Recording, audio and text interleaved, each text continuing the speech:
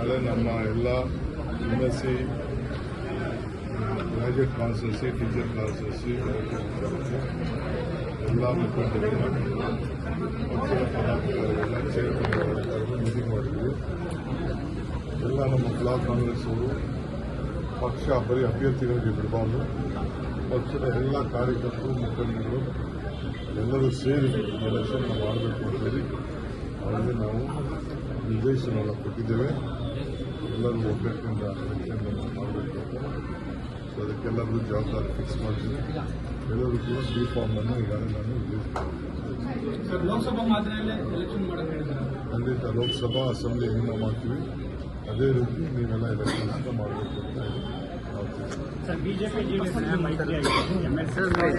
JDS ಮೈತ್ರಿ ಆಗಿದೆ. ಗೌರ್ಮೆಂಟೇ ಇದೆ ಅಲ್ಲಿ ಅಭ್ಯರ್ಥಿ ಯಾರು ಫೋಟೋರ ವೈದ್ಯರು ಮಾಡ್ತೀವಿ. ನಮ್ಮ ಪಾರ್ಟಿಗೆ ನಮಗೆ ಸಂಬಂಧ, ನಾವು ಯಾರು ಬೇಕಾದ್ರೂ ಜೋಡಣೆ ಮಾಡ್ತೀವಿ.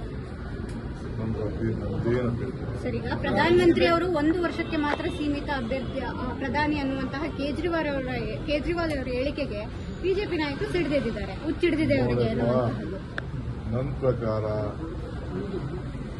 ಕಾಂಗ್ರೆಸ್ ಪಾರ್ಟಿ ಇಂಡಿಯಾ ಬರ್ತದೆ, ಯಾರು ಪ್ರಧಾನಮಂತ್ರಿ ಬಿಜೆಪಿಯವರಾಗಲಿಕ್ಕೆ ಚಾನ್ಸ್ ಇಲ್ಲ. ಕಾಂಗ್ರೆಸ್ ಪಾರ್ಟಿ ಮುಖಂಡತ್ವದಲ್ಲಿ, ಇಂಡಿಯಾ ಮುಖಂಡತ್ವದಲ್ಲಿ ಇವತ್ತು ಮುಂದಕ್ಕೆ ಈ ದೇಶ ಆಳ್ತದೆ, ಅಷ್ಟು ನಂಬಿಕೆ ನಮಗೆ. ಪದೇ ಪದೇ ಕೇಳ್ತಾ ಇದ್ದಾರೆ ಸರ್. ಎಷ್ಟು ದಿನ ಮಾತಾಡಿ ಆ ವಿಚಾರ, ಅದಕ್ಕೆ ರೆಸ್ಟ್